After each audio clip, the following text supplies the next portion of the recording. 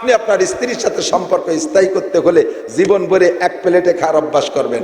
কাকারা আজকেই যে আরম্ভ করে দেবেন ইনশাআল্লাহ।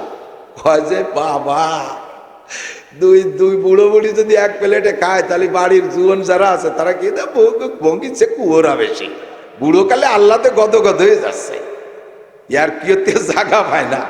নাসির হুজুর শিয়ে দিয়েছে তাইতে এই হতে হবে নাকি?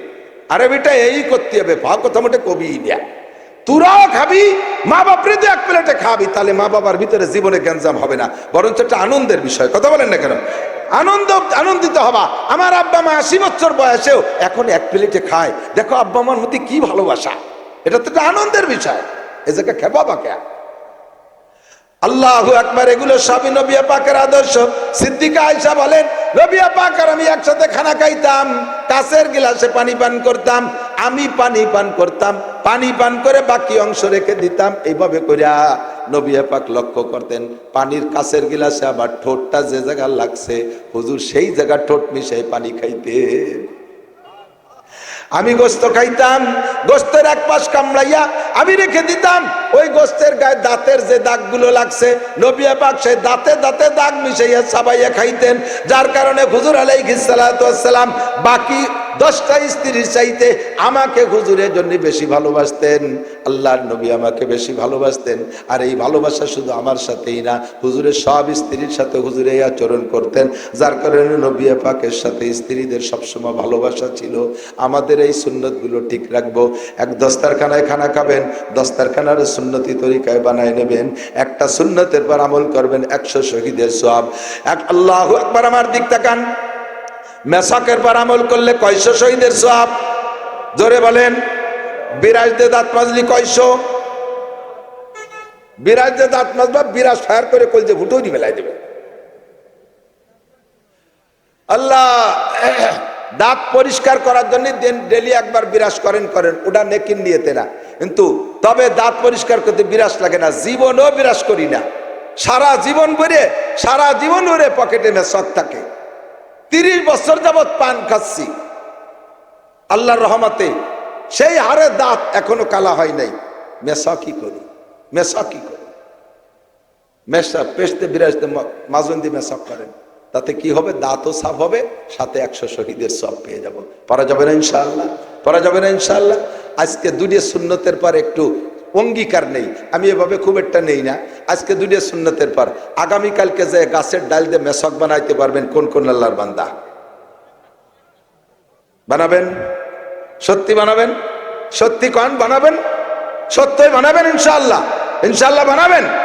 এত মানুষ সুন্নতের পর আমল করার কারণে যে নেকি হবে আমি তার পার্সেন্ট পাবো ইনশাআল্লাহ। আর যেভাবেই খানা খান, একটা দস্তারখান বিছেন, দস্তারখান বানাবেন। কে বানাবেন দস্তারখান? দেখি দস্তারখান খাবেন তো? খাবেন দস্তারখানে? আল্লাহর কসম রুজির বরকত বাড়বে, আল্লাহর কসম রুজির বরকত বাড়বে। আর খাবার পড়ে গেলে তুলে খাবেন, খাবার পড়ে গেলে, আরে খালি ভাত পড়ে গেলে খুঁটিয়ে খাবেন তা না, ভাত পড়ে গেলে খুঁটিয়ে খাবেন তা না, ওরবে তরকারি পড়ে গেছে যেটা খাওয়া যায় তুলে খাবেন, একটা মাছের টুকরা পড়ে গেছে যেটা তুলে খাওয়া যায় সেটা খাবেন। আর একটা কথা মনে রাখবেন, এসে গেছে যে তো কয়ে যায় হুজুর, সব দিন সব কথা আসে না। খাবারের ভিতরে যে উচ্ছিষ্ট মানে কাটা হাড্ডি এগুলো আপনি কখনো পানির মধ্যে ফেলবেন না, সিলুমসির মধ্যে ফেলবেন না। যে পাত্রে পানি আছে এর ভিতরে এগুলো ফেলবেন না, এগুলো আরেকজনের খাবার। কাটা যদি পানির মধ্যে ফেলান, এর যত বড় মাছের কাটা হোক ওইটা আর বিড়ালে খায় না, কারণ ওর কাটার ভিতরে যে স্বাদ ছিল পানিতে দিয়ে নষ্ট হয়ে গেছে, ও আর খাবে না। হাড্ডি খায় কুত্তায়, হাড্ডিরে যদি পানির মধ্যে ফেলান দেখবেন যে কুত্তায় ওই ভিজে হাড্ডি আর চাটবে না, কোনোদিনে খাবে না, ওটা তো আরেকজনের খাবার। এটা ফেলাই দেওয়ার সময় বলবেন ফি সাবিলিল্লাহ, এই করে ফেলে দেবেন, কুত্তো খাবে, বিড়ালে খাবে, আপনি নেকি পাবেন। ওয়াইজা তাইমতুম ফান্তাশিরু, খাবারের সময় যখন তোমাদের খানা খাওয়া হয়ে গেছে, এখন বসে ওলা মুস্তানি সিনাল্লি হাদিস, আমি তো হাফেজ নাই, যদি যেটুক লাগে সেটুক কই। খাওয়া দাওয়া হয়ে গেছে, এরপরে বাড়িওয়ালাদের কাজ রয়েছে, তাকে সুযোগ না দিয়ে ওই জায়গা কাতি মারি বসে পান খাচ্ছে, সিগারেট খাচ্ছে, গল্প করিয়ে যাচ্ছে, বাড়ির বিটিরা নড়াচড়া করতে পারতেছে না, উচিত না। খাওয়া হয়ে গেছে সরি পড়েন, আল্লাহকে ফান্তা শুরু মানে সরি পড়ো। খাওয়া হয়ে গেছে, ওটো জায়গা খালি করে দাও, বাড়ি অন্য কাজ আছে। আমি এই কোটটা খুলছি, খেয়াল রাখবেন, আমি এই গরমে এখন কোটটা খুলে ফেলছি, পাশে একজন দরিয়া খেদমতের নিয়েতেই আমার কোটটা হাতে নেবেন না, আমার এই কোটের মধ্যে তো আমার মাল রয়েছে, টাকা পয়সা রয়েছে, আপনি কোটটা নিয়ে যত্ন করে রাখছেন, আপনি যত্ন করার নিয়তে আছেন, কিন্তু চোরে তো আলাদা যত্নের নিয়তে আছে। সে কোন পাকে কোটের পকেট মারিয়ে দিছে আপনিও জানেন না, আমিও জানি না, কিন্তু কোট নেছেন তো আপনি। পরবর্তীতে এর ভিতরে কোনো খেয়ানত হলে আমার আজীবন আপনার প্রতি কুনজর কুধারণা থেকে যাবে, লোকটা এই কাম করছে। যদিও বলতে পারছে হাতের হ্যান্ডব্যাগ, ছাতা, চাদর, কোট এইগুলো কখনো হাতে নিয়ে খেদমত করবো, ওটা যার ডারটা তার কাছে থাকবে। দস্তারখানের কথা বলতে যে সরে চলে আসছি, প্রত্যেকের বাড়ি মুস্তাকিল একটা দস্তারখানা বানাবেন।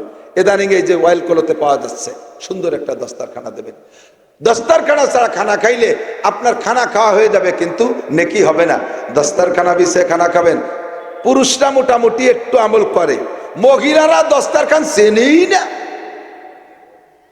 ওনরা তো চুলোর ভিডিতে কড়াইতি মাহাই দোয়াই খাইতে বাড়ি চলে আসে, সে জায়গায় দস্তারখানা বিছে কোন জায়গা? হাড়িতে ভাত চাইতে পাটার উপরে মাহাই নিয়ে ওইতে মারি দিয়ে চলে আসে। আর একটা মশলা এসে গেল, না কই পারতেছি না। কব মা বোন যদি শোনেন তাহলে লক্ষ্য রাখবেন, বাড়ির খানা রান্না কইরা পাক কইরা কখনো পুরুষের চাইতে আগে খাবেন না, কখনো পুরুষের চেয়ে আগে খাবেন না। সংসারের ভিতরে বরকত নষ্ট হয়ে যায়। হ্যাঁ, পুরুষরা যদি আসতে দেরি করে তাহলে কি অতক্ষণ কষ্ট করব? না, কষ্ট করবেন না। আখখানাটা পুরুষদের জন্য আলাদা করে রেখে দিয়ে তারপরে খাবেন, নইলে বরকত থাকে না। সুলাইমান নবী আলাইহিস সালাতু ওয়াস সালাম লম্বা সফরে গিয়েছেন। সফর থেকে আইছে উনি, যে স্ত্রী, উনার অনেকগুলো স্ত্রী ছিল, যে স্ত্রী ঘরে যেদিন খানার ইন্তেজাম হইতো সেই স্ত্রী সেই দিন উনি আসার আগে রাতের খানা খাইতেন না। আল্লাহু আকবার। লম্বা সফর করে বাসায় আসছে, যে স্ত্রীর ঘরে আজকে রাত যাপন করবেন ওই স্ত্রী ঘরে গেছে, পরিশ্রম হয়ে গেছে, সফরে বেশি। উনার অভ্যাস দুইখানা রুটি খান রাত্রে, কোনোদিনও দুইখানের বেশি খান না। যে স্ত্রী ঘরে থাকে ওই স্ত্রী চারখানা রুটি রাত্রের জন্য তৈরি করে, নিজে দুইখান খায় আর স্বামীর জন্য দুইখান, স্বামী দুইখান খায়। স্বামী যতক্ষণ পর্যন্ত রাতের রুটি না খায় অতক্ষণ পর্যন্ত স্ত্রী রাতের রুটি খাইতেন না। আজকে ওনার লম্বা সফরে কষ্ট হয়ে গেছে, বাসায় ফিরে আসার পরে স্বামীকে আগে দুইখানা রুটি দিয়েছে। সুলাইমান নবী আলাইহিস সালাম দুইখানা রুটি খাইয়া আজকে পেট ভরে নাই। এবার বলেন কি করণীয়? যদি স্ত্রীর দুইখান স্ত্রী আগে খাইয়ে বসে থাকে, এরপরে স্বামী বিচারা আসছে, তার জন্য দুইখান রুটি আছে, তার তো ক্ষুধা রয়ে গেছে পেটে। এখন আপনি তার ক্ষুধা কি দিয়ে মিটাবেন? যদি আপনিও যদি আগে না খাওয়া থাকে, আপনার রুটি দুইখান ঘরে থাকে, আপনি তো মহিলা মানুষ, কিছু না কিছু দিন ভরে বাড়ির মধ্যে থেকে খাওয়া দাওয়া করছেন, বা ক্ষুধা আপনার কম থাকতে পারে, স্বামীর লাগলে আর একখান রুটি দিয়ে তার চাহিদা পূরণ করতে পারবেন। আর যদি আপনি আগে আপনার দেখাইয়ে সাবাল করে দেন, স্বামী বেচারা ক্ষুধা পেটে ঘুমাবে। কথা কোন ঠিক কি ঠিক না? সুলাইমান আলাইহিস সালাতু ওয়াস সালাম রুটি দুইখান খাইয়া হাত ধুচ্ছে না, বারবার আঙ্গুল চাটতেছে। এই আঙ্গুল চাটা দেখে, হাত না ধোয়া দেখা স্ত্রী টের পাইছে ওনার পেট ভরে নাই। বলছে, ওগো স্বামী, ওগো আল্লাহর পয়গম্বর সুলাইমান নবী, আপনার কি ক্ষুধা মেটে নাই? রুটি কে আর দেব? সুলাইমান আলাইহিস সালাম চুপ করে রয়েছে, হা না, কিছু বলেন নাই। আর আরবিতে বলে আসুকুতু নিসফুর রিজা, চুপ থাকা হলো সমর্থনের লক্ষণ। জিজ্ঞেস করছে, আর কি রুটি লাগবে? যেহেতু চুপ করে রয়েছে বোঝা যায় যে লাগবে। স্ত্রী বার ঘরে যাইয়া ওনার দুইখান রুটি ছিল, সেখান থেকে একখান রুটি এনে দস্তারখানের পর দেশে সুলাইমান নবী রুটি খান ধরছে, ছিঁড়ে খাবে।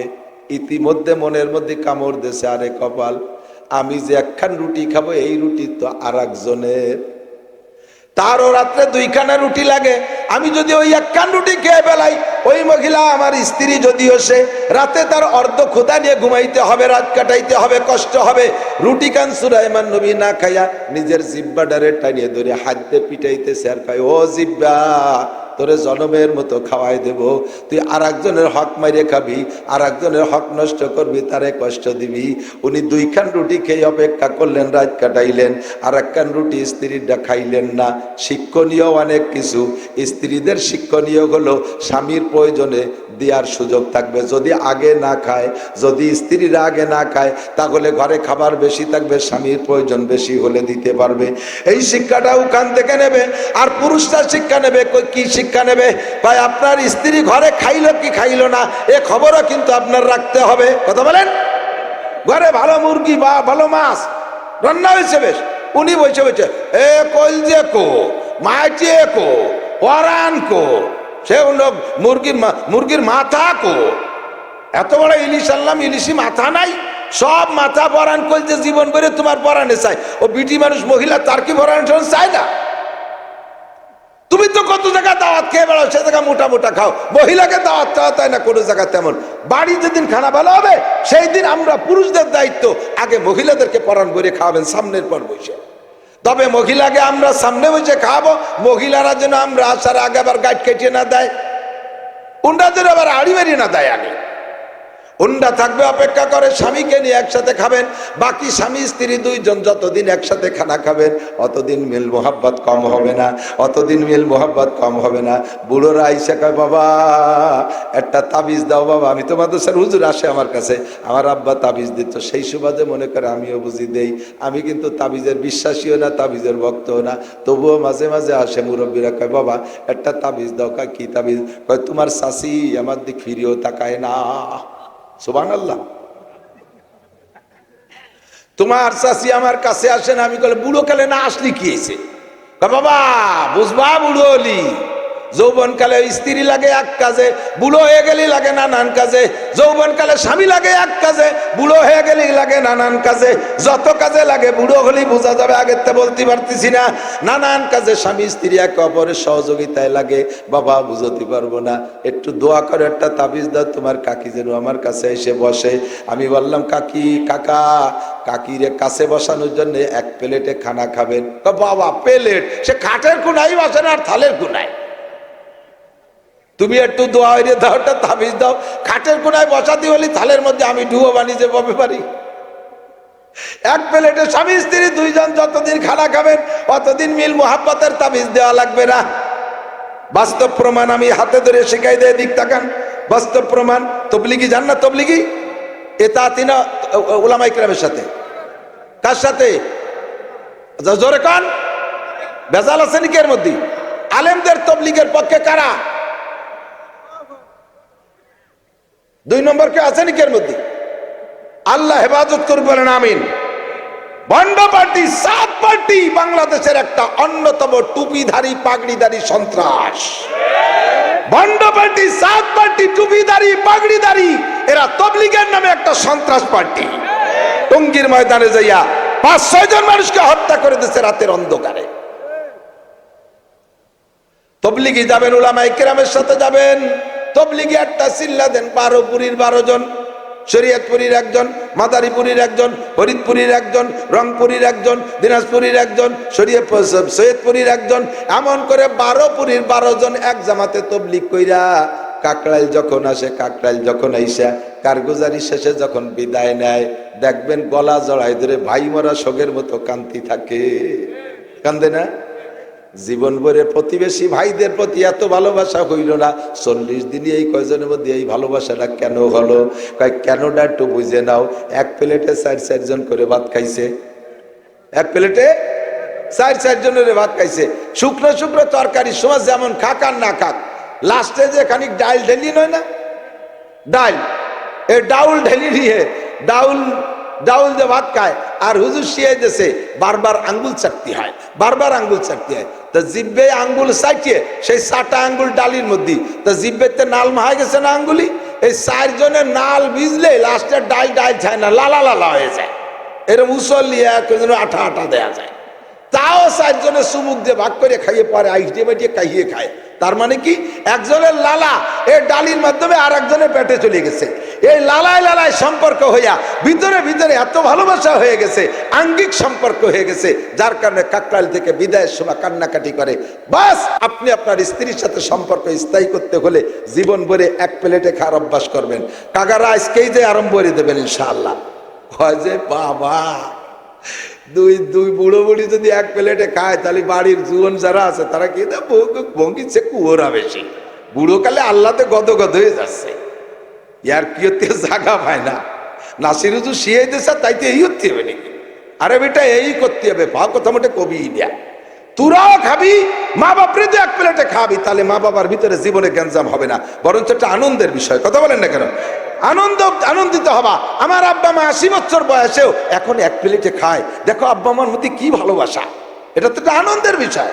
এ জায়গায় খেবা পাকে আল্লাহু আকবার। এগুলো সবই নবী পাকের আদর্শ। সিদ্দিকা আয়েশা বলেন, নবী পাক আর আমি একসাথে খানা খাইতাম, কাঁচের গিলাসে পানি পান করতাম, আমি পানি পান করতাম, পানি পান করে বাকি অংশ রেখে দিতাম। এইভাবে করিয়া নবী পাক লক্ষ্য করতেন, পানির কাঁচের গিলাসে আবার ঠোঁটটা যে জায়গা লাগছে হুজুর সেই জায়গা ঠোঁট মিশাই পানি খাইতে। আমি গোস্ত খাইতাম, গোস্তের এক পাশ কামড়াইয়া আমি রেখে দিতাম, ওই গোস্তের গায়ে দাঁতের যে দাগগুলো লাগছে নবী পাক সেই দাঁতে দাঁতে দাগ মিশাইয়া চাবাইয়া খাইতেন। যার কারণে হুজুর আলাইহিস সালাতু ওয়াস সালাম বাকি 10টা স্ত্রীর চাইতে আমাকে হুজুরের জন্য বেশি ভালোবাসতেন। আল্লাহর নবী আমাকে বেশি ভালোবাসতেন। আর এই ভালোবাসা শুধু আমার সাথেই না, হুজুরের সব স্ত্রীর সাথে হুজুর এই আচরণ করতেন। যার কারণে নবী পাকের সাথে স্ত্রীদের সবসময় ভালোবাসা ছিল। আমাদের এই সুন্নতগুলো ঠিক রাখবো। এক দস্তারখানায় খানা খাবেন, দস্তারখানার সুন্নতি তরিকায় বানায় নেবেন, একটা সুন্নতের পর আমল করবেন, 100 শহীদের সওয়াব। এক আল্লাহু আকবার। আমার দিক তাকান, মেসাকের পর আমল করলে 100 শহীদের সওয়াব? জোরে বলেন। বিরাজ দে দাঁত মাজলি 100? বিরাজ দে দাঁত মাজবা, বিরাজ ফায়ার করে কলজে ভুটোই মেলাই দেবে। আল্লাহ দাঁত পরিষ্কার করার জন্য ডেলি একবার বিরাজ করেন, ওটা নেকির নিয়েতে না, কিন্তু তবে দাঁত পরিষ্কার করতে বিরাজ লাগে না, জীবনও বিরাজ করি না। সারা জীবন ভরে পকেটে মেসাক থাকে। 30 বছর যাবৎ পান খাচ্ছি, আল্লাহর রহমতে সেই হারে দাঁত এখনো কালা হয় নাই। মেসা কি করি? মেসা পেশতে বিরাজতে মাজন্দি মেসা করেন, তাতে কি হবে? দাঁতও সাফ হবে, সাথে 100 শহীদের সওয়াব পেয়ে যাব। পারা যাবে না ইনশাআল্লাহ? পারা যাবে না ইনশাআল্লাহ? আজকে 2 সুন্নতের পর একটু অঙ্গীকার নেই, আমি এভাবে খুব একটা নেই না। আজকে 2 সুন্নতের পর আগামীকালকে যে গাছের ডাল দিয়ে মেসক বানাইতে পারবেন কোন কোন আল্লাহর বান্দা? বানাবেন? সত্যি বানাবেন? সত্যি কন বানাবেন? সত্যই বানাবেন ইনশাআল্লাহ? ইনশাআল্লাহ বানাবেন? এত মানুষ সুন্নতের পর আমল করার কারণে যে নেকি হবে আমি তার % পাবো ইনশাআল্লাহ। আর যেভাবেই খানা খান, একটা দস্তারখান বিছেন, দস্তারখান বানাবেন। কে বানাবেন দস্তারখান? দেখি দস্তারখান খাবেন তো? খাবেন দস্তারখানে? আল্লাহর কসম রুজির বরকত বাড়বে, আল্লাহর কসম রুজির বরকত বাড়বে। আর খাবার পড়ে গেলে তুলে খাবেন, খাবার পড়ে গেলে, আরে খালি ভাত পড়ে গেলে খুঁটে খাবেন তা না, ভাত পড়ে গেলে খুঁটে খাবেন তা না, ওর তরকারি পড়ে গেছে যেটা খাওয়া যায় তুলে খাবেন, একটা মাছের টুকরা পড়ে গেছে যেটা তুলে খাওয়া যায় সেটা খাবেন। আর একটা কথা মনে রাখবেন, এসে গেছে যেহেতু কয়ে যায় হুজুর, সব দিন সব কথা আসে না। খাবারের ভিতরে যে উচ্ছিষ্ট মানে কাটা হাড্ডি এগুলো আপনি কখনো পানির মধ্যে ফেলবেন না, সিলুমসির মধ্যে ফেলবেন না। যে পাত্রে পানি আছে এর ভিতরে এগুলো ফেলবেন না, এগুলো আরেকজনের খাবার। কাটা যদি পানির মধ্যে ফেলান, এর যত বড় মাছের কাটা হোক ওইটা আর বিড়ালে খায় না, কারণ ওর কাটার ভিতরে যে স্বাদ ছিল পানিতে দিয়ে নষ্ট হয়ে গেছে, ও আর খাবে না।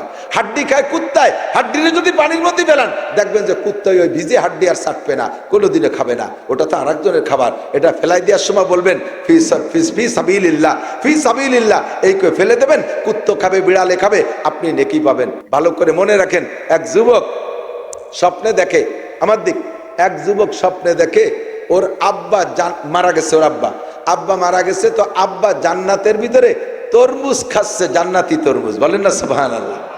আর গাল বেয়ে বেয়ে তরমুজের লাল রস পড়তেছে, আর আব্বা যে কি মজা পাচ্ছে তরমুজ খেয়ে খেয়ে, খুব মজা পাচ্ছে।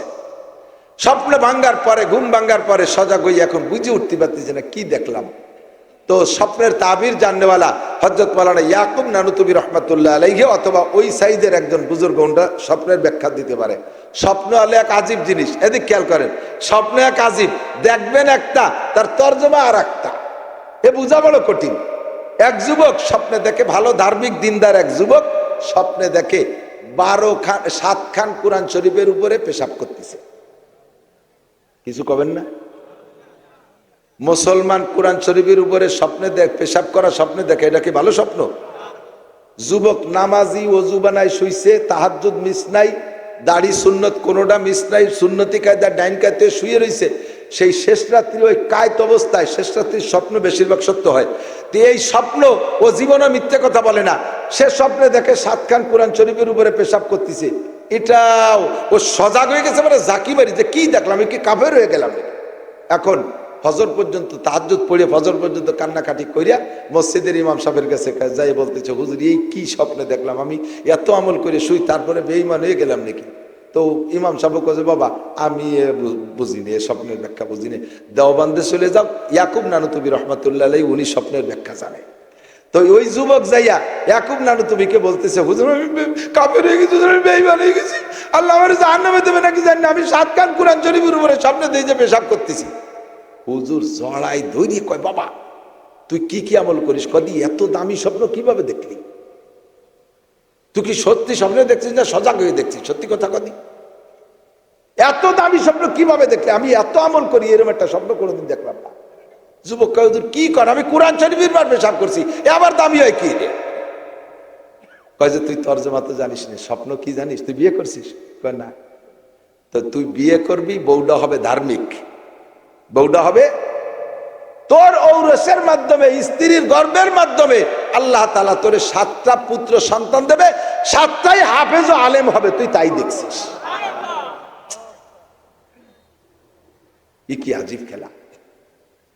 তোর ঔরসে 7টা পুত্র সন্তান বের হবে, তুই তাই 7টা কোরআন শরীফের পর পেশাব দেখছিস। আর এই 7টা ছেলে হাফেজ ও আলেম হবে। পরবর্তীতে ছেলেটা বিয়ে করছে, ধার্মিক বউ পাইছে, 7টা ছেলে হয়েছে, সবগুলো দারুল উলুম দেওবন্দের থেকে হাফেজ আলেম হয়ে গেছে। তাহলে স্বপ্নে একটা দেখেন তর্জমা কি, বোঝা বড় কঠিন না? যাদের আল্লাহ এলেম দিয়েছে তারা বোঝে।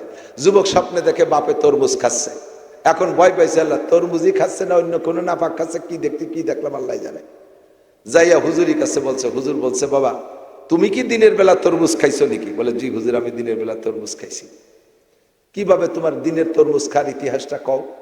কয় যে হুজুর আমি যখন বাজারের থেকে তরমুজ নিয়ে বাড়ি ঢুকি, তা আমার ওই বাড়ি ঢোকার পথে গোয়াল আতাল, গরু বান্ধে আতাল কয় না, এই আতাল, এই আতালে আমার গাইটা ছিল, আমার ওই গাই আমার তরমুজের দিক তাকাইছিল। পরে আমি তরমুজ খাইয়ে ওই খোসাগুলো সব আমার গাইরে দিছি, সে যে কি জুবা জুবা করে খাইছে, লাল গাল বেয়ে তার রস পড়ছিল। হুজুর বললেন, তোমার গাইতে তরমুজের খোসা খাইয়ে দোয়া দিছে, সেই দোয়ার ওসিলায় আল্লাহ তাআলা তোমার আব্বাকে জান্নাতে তরমুজ খাওয়াইছে। আপনি মাছ খাইছেন, গোশ খাইছেন, হাড্ডিগুলো আব্বা মার নামে সদকা করে দেন, বিড়ালে খাবে, কুত্তই খাবে, আপনার আব্বা মাকে আল্লাহ জান্নাতের মাছ গোশ খাওয়াবে। এ যদি পানির মধ্যে ফেলেন তাহলে ও আর বিড়াল কুত্তই খায় না, জিন্দেগিতেই সদকাটা হবে না, আমল করা যাবে না ইনশাআল্লাহ। এ কথাগুলো তো সব দিন আসে না, আজকে এসে গেল অতর্কিত ভাবে ওয়াজ করবো, একটা হয়ে যাচ্ছে আর একটা কি তা আল্লাহ জানে, আল্লাহ ভালো জানে। যে সমস্যা, সে সমস্যার সমাধানগুলো আল্লাহ তাআলা উলামায়ে কেরামের জবানে এনে দেয়। তবলিগি যাবেন দেখবেন, তবলিগি গেলে মুরব্বীরা বলে দেয়, কোনো কিছু খাইতে মনে চালে বলবেন না, জানা আছে না? তবলিগি গেলে এগুলো বলে দেয় না, কোনো কিছু খাইতে মনে চাইলে বলবেন না, বললে পাবেন না, একেবারে বাস্তব। কিশোরগঞ্জ, গতকালকে কিশোরগঞ্জ মাহফিলে গেছিলাম, কিশোরগঞ্জের পাকুন্দিয়া থানায় গেছি মাহফিল তবলিগে, এক চিল্লা রমজানে। এখন মনে চাইতেছে যে পুরোটাই তো এদিক কাটাইলাম, কিন্তু কাঁঠাল তো খাতি, দুধ তো খাতি পারলাম না। আমির সাহেবরে বললাম, আমির সাহেব সিল্লাটা চলে গেলে একটু দুধের জোগাড় করতে পারলেন না? আমির সাহেব বললেন যে ঠিক আছে হুজুর, আপনি নিজেই যান, আর একজন সাথী নিয়ে যান, দেখেন কোন বাজারে দুধ পান। ওদিক বিকেলে বাজারে দুধ ওঠে, 5টা বাজার ঘুরছি, একটা বাজারে 100 টাকা দুধ পেলাম না। দুঃখে জ্বালায় বাঁচিলে যে এ দেশে এত দুধ, আর এক বাজারে দুধ পেলাম না। পরে কয়েকদিন বার কাঁঠাল খাতি মনে চাচ্ছে, চিন্তা হলাম যে কইলে তো পাওয়া যায় না, তা কবই নে দেখা যাক দেই কাঁঠাল কিনে। চুপ করে রয়েছি, সন্ধ্যার আগে 1 মণি 1 কাঁঠাল আইছে, 3 দিন পর্যন্ত খাই শান্তি পারি না। যে বিষয়গুলো সমাজে প্রয়োজন, কখনো বক্তারে বলবেন না যে এইগুলো বলে দেন, মনে মনে দোয়া করবেন, দেখবেন প্রয়োজনীয় কথাগুলো এসে গেছে। আল্লাহ তাআলা এই সুন্নতের পর আমাদের আমল করার তৌফিক দান করুক, বলেন আমিন। অনেকগুলো বলছি, কিন্তু মনে আছে অনেকগুলো বলছি, বসার আদব বলছি, বক্তার সাথে সাক্ষাতের আদব বলছি, দস্তারখানের কথা বলছি, মেসাকের কথা বলছি। তবে মেসাকের একটা কথা বাকি রয়েছে, আর দস্তারখানের একটা কথা বাকি রয়েছে। দস্তারখানের সাইজ হবে কতটুক? কমপক্ষে সোয়াত স্কয়ার, সোয়াত। পকেটের নাক মুসা রুমাইল আছে 1 বিঘে থাকেন, তাই থালের তলে বিছিয়ে দিয়েছে। আর এর মুখ খোল্লো কন্যা কি দাঁড়া।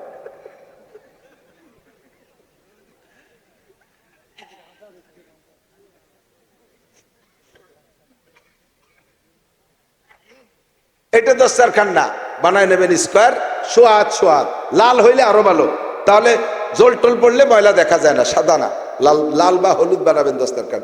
এলো দস্তারখানের মাপ। আর মেসাকের একটা মাপ আছে। মেসাক সকালবেলা ঘুমেতে উঠে বাগানে যাই আষ্টাইল বাগান করে কি, এই আষ্টাইল গাছে একটা গাছ সহ উঠইয়ে ডলতি তার হয়েছে, কেমন পুরো বাগান ধরিয়ে নাচ আসছে। আরে কি জ্বালাই বললাম রে, আমি এনে বাড়ি ফেলাইছি বলে উপর আমার মাথা একজন দাঁড়ায় বসে দেন আর লাইন ছড়াই দেন, ওইদিক ছড়াই দেন, করতেই গেছে। এই পানি যে কি উপকারী, 1 ফুট মাথায় পড়লে পরে পাততালি বন্ধু ঠান্ডা হয়ে যায়, 1 সপ্তাহ বন্ধু গলা বসে থাকে। বন্ধু সর্ব একটু একটু সরাই দেন, অধিক জায়গা আছে, কষ্ট হয়ে যাচ্ছে আপনাদের। শখের সুন্নত আমার দিক তাকান, প্রত্যেকের বিঘেত, এইটা ছোট বিঘেত, বানানোর সময় এই বিঘেতের 1 বিঘেত কটুক, একটু উঁচু করে দেখান তো কটুক, এই বিঘেত, শাহাদত আঙ্গুলের মাথাতে বৃদ্ধাঙ্গুলের মাথা 1 বিঘেত, ঠিক আছে। আর মোটা হবে আপনার হাতের কেনি আঙ্গুলের এই সাইজ। বানানোর সময় পরে শুয়ে কাবু হয়ে গেলে সেটা ভিন্ন কথা, কিন্তু বানানোর সময় সাইজ।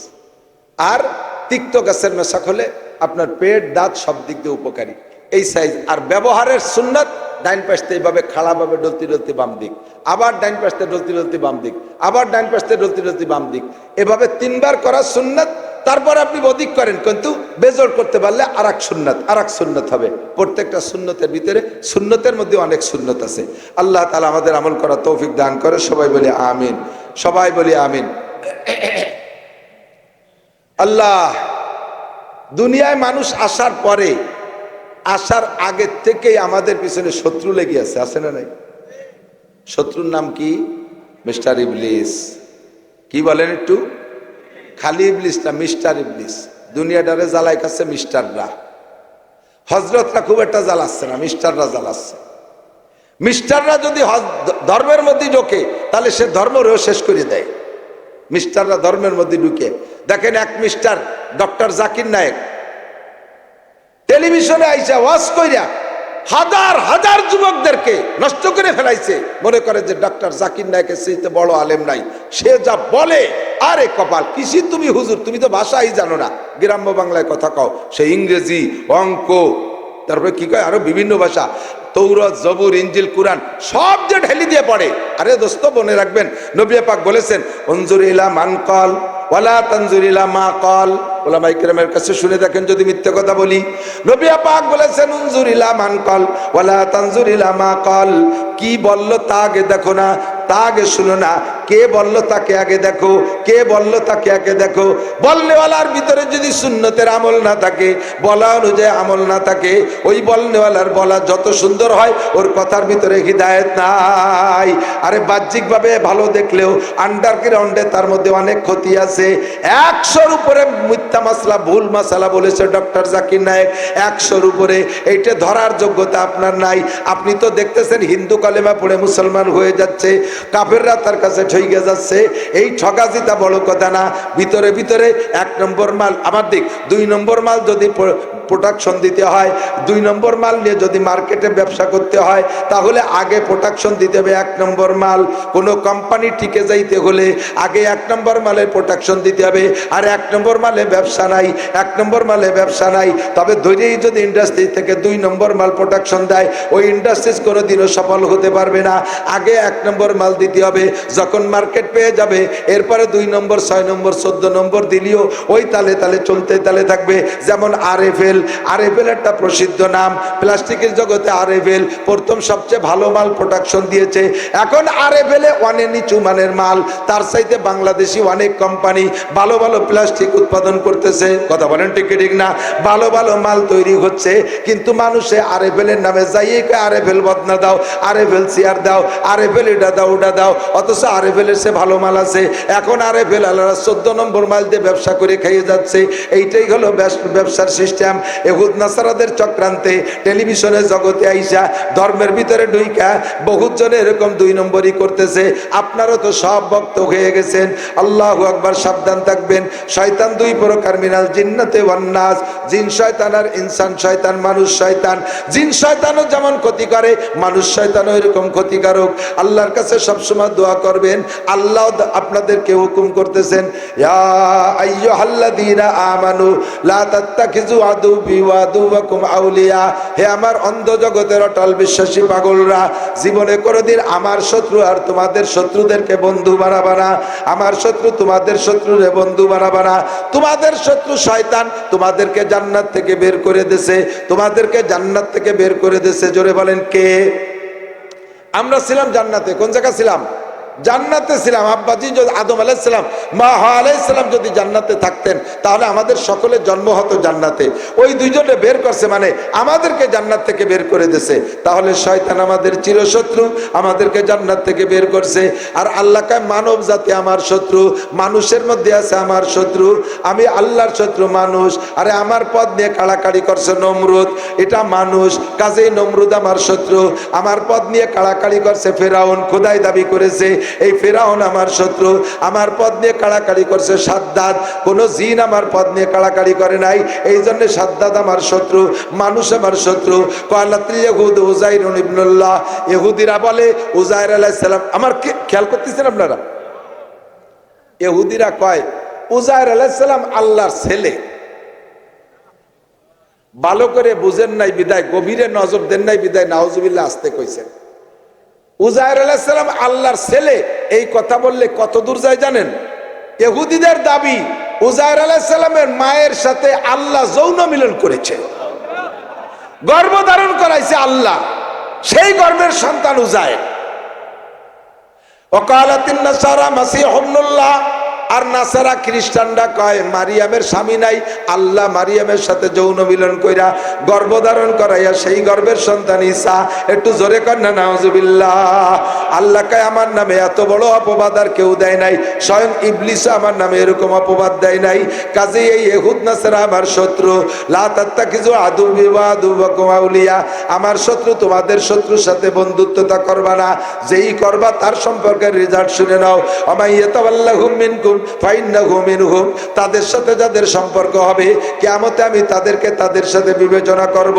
মুসলমান যদি হিন্দুর সাথে প্রীতি রাখো, মুসলমান যদি ইহুদিদের সাথে ভালোবাসা রাখো, খ্রিস্টানদের কালচার তোমার ভালো লাগে, আরে খ্রিস্টানদের পোশাক ভালো লাগে, খ্রিস্টানদের দাড়ি কাটার স্টাইল তোমার ভালো লাগে, খ্রিস্টানদের কাটিং এ চুল কাটা তোমার ভালো লাগে, তুমি খ্রিস্টান মুখে না হইলেও, তার সাথে একসাথে চলাফেরা না করলেও মিডিয়ায় দেখা তার কালচার তোমার ভিতরে আনতেছো, তার পোশাকে তুমি সজ্জিত হচ্ছ, তার স্বভাবে তোমার স্বভাব তৈরি করতেছো। কাজেই কিয়ামতের ময়দানে ওই ইহুদ নাসারা খ্রিস্টানদের সাথে তোমার বিবেচনা করা হবে। হও তুমি মুসলমানের বাচ্চা, কিছু আসে যায় না, তোর চুল কেন খ্রিস্টানের মতো, তোর দাড়ি কেন মেসির মতো, তোর প্যান্ট কেন চলচ্চিত্রের নায়ক নায়িকার মতো, তোর শার্ট গেঞ্জি কেন নায়ক নায়িকার মতো, হে মহিলা তোর পোশাক কেন খ্রিস্টানদের মতো, হে মহিলা তুই কেন মুসলমানদের সাথে দুর্গা পূজা, কালী পূজা, সরস্বতী পূজা, লক্ষ্মী পূজায় গেলি, তাদের ওই জায়গা যে কেন খাইলি? মুসলমানের সন্তান হইয়া, এই মুসলমানের সন্তান হইয়া কোনো হিন্দুর বাড়ি খাইতে পারে না, মুসলমান হিন্দুর বাড়ি খাইতে পারে না। মুসলমানের যদি মুসলমানিত্ব স্বভাব থাকে, হিন্দুর দোকানের মিষ্টি খাইতে পারে না। গত বছর আমি এক হিন্দু মিষ্টির দোকানদারের লাইভ সরাসরি শুনেছি, সে বলে আমি এক বছরে মিষ্টির দোকানের মাধ্যমে, মিষ্টির মাধ্যমে মুসলমানদেরকে 20 কেজি গরুর পেশাব খাওয়াইছি। ময়রার নিজের মুখে লাইভ আমি শুনেছি, মুসলমানদেরকে এক বছরে 20 কেজি গচনা মিষ্টির মাধ্যমে খাওয়াইছি। মুসলমান একটু কম খারাপ মিষ্টি খাও, একটু ভিতরে বিসিয়ালা শক্ত মিষ্টি খাও, তানাবালি গুড় খাও, তবুও হিন্দুর দোকানের মিষ্টি খাইও না। আর প্রতিবেশী হিন্দু, তাকে বাড়ি দাওয়াতও খায় মুসলমান, এরকম মুসলমান আছে না নাই? হ্যাঁ আছে। তোমার বাড়ি কি কোনোদিন কুরবানির সময় তার একটু গরুর গোস্ত খাতে পারছো? সে যে গোস্ত তোমারে খাইছে, বিসমিল্লাহ কয়ে জবাই দিয়েছে না রাম কয়ে জবাই দিয়েছে? কয় যে হুজুর দেখে জবাই করাইছে। হুজুর দেখে জবাই করালি তোমার বাড়ি রান্না করছো কারাই দিয়ে? কারে দিয়ে রান্না করছো? তার অজু গোসল পায় পরিষ্কার কি? এক কথায় ওই বাড়ি কোনো মুসলমান খানা খাইতে পারে না। পীড়িত সম্পর্ক ভালো, সব ঠিক আছে, কিন্তু এই সব জায়গা পরিহার করে চলবেন। তাদের উপাসনালয়ে টাকা দেবেন না, তাদের ধর্মীয় কোনো অনুষ্ঠানে চাঁদা দেবেন না, তাদের ধর্মীয় প্রতিষ্ঠানে চাঁদা দেবেন না, এবং তাদের সাথে একসাথে খানা খাবেন না, তাদের রান্না করা খানা খাবেন না। তাদের সাথে কেনা বেচার সম্পর্ক আছে, ব্যবসা বাণিজ্য সম্পর্ক আছে, তাও সাধ্য অনুযায়ী পরিহার করেন। আপনি কেন এত পীড়িত করবেন? খবর নেন তো ইন্ডিয়ার, খবর নেন তো ইন্ডিয়ার হিন্দুরা, ইন্ডিয়ার মন্ত্রীরা, এমপিরা ঘোষণা দিয়ে দিয়েছে মুসলমানদের কাছে জমি বন্ধক দিবা না, মুসলমানদেরকে জমি বর্গাও দিবা না, মুসলমান কিষেনকে তোমার মাঠে, কামলাকে তোমার মাঠে নিবা না, মুসলমানদের দোকানে কেনা বেচা করবা না, মুসলমান কর্মচারী হোটেলে ছিল, অফিসে ছিল, সবগুলোকে বের করে দিয়েছে, দোকানের থেকে বের করে দিয়েছে। তারা যদি এই আচরণ করে, আমার বাংলাদেশে এত গণপ্রীতির দরকার কি? কথা কন না কেন? আমার কোনো প্রীতির দরকার আছে? অত প্রীতির করে দরকার? তারা আমার মুসলমানদেরকে মসজিদ থেকে লাঠি দিয়ে পিটাই পিটাই বের করে, আর আমি তার বাড়ি যাব দাওয়াত খাতি। এই প্রীতির দরকার নাই। লাকুম দীনুকুম ওয়ালিয়া দিন, লাকুম দীনুকুম ওয়ালিয়া দিন। আমি বলবো, হ্যাঁ হিন্দু ভাই তোমার বাড়ি খাইতে পারি, তাহলে তুমি কুরবানির সময় আমার বাড়ি এসে গরুর গোশত খাতে হবে। দেখবেন সেই সময় কবে যে হ্যাঁ এবার আসবো দাওয়াত নিয়ে। 10-12 দিন আগে, আরে দাদা কি যে ইচ্ছে ছিল এবার তোর সাথে গরুর গোশত খাবো, রুজিতি না থাকলে ভগবান রুজিতি লেখে নাই। কি হয়েছে? কয় বাবাই যে ভিসা করে নিয়েছে, মাঝে দিদিরে বিয়ে দিছি ইন্ডিয়া, সেই জায়গা আমার জাতি হবে, দিদির জন্য এইগুলো কিনছে, সেই জায়গা জাতি হবে। উদ্দেশ্য বোঝো? মানে তোমার বাড়ি গরুর গোশত খাতি আসবে না, সেই জন্য সে ভিসা নিয়ে চলে গেছে। তুমি বলে দেছো সপ্তাহখানিকের মধ্যে চলে আসিস। কয় না দাদা 3 মাসের ভিসা, ভিসার মেয়াদ শেষ না হলে আসবো না। তার মানে কি? তোর বাড়ির দ্বারে গরুর গোশতের গন্ধ থাকতে সে আসবে না। আর তুমি হিন্দু বাড়ি যাইয়া পুজোর পরে হিন্দু বাড়ি যাইয়া লাড্ডু খাও। নাড়ু নাড়ু নাড়ু কি কয়? লাড়ু লাড়ু নাড়ু নাড়ু খায় না? নাড়ু খায়। হ্যাঁ, বৌদি নাড়ু দেশে উড়ি খুশি। মুসলমান মহিলাদের ভিতরে এই দরদ নাই। হিন্দু বৌদিদের কলিজা পাহাড়ের মতো একটা কলিজা, আকাশ জোড়া কলিজা, খালি মুখে আসতে নাড়ু খাওয়াইছে। তুই ওই বাড়িতে নাড়ু খাইছিস, বৌদি সকালবেলা শুয়োরের গোশত করছে না, জল খাসি কাটছে, তার ঠিক কি?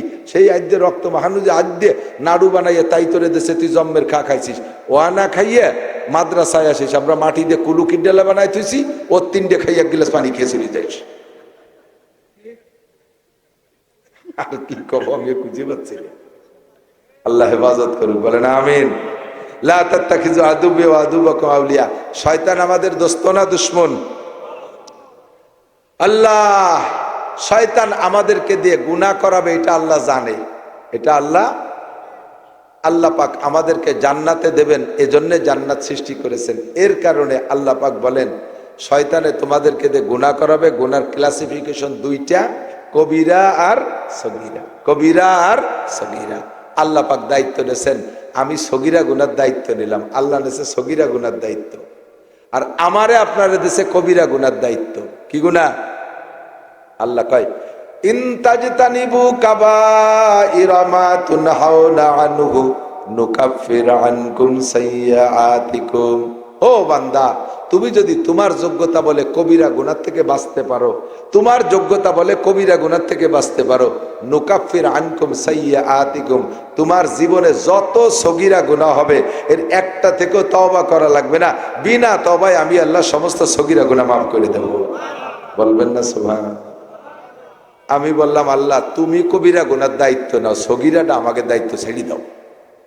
বড়গুলো আমাকে দায়িত্ব দিলে আর ছোটটা তুমি নিলে তো হয় না।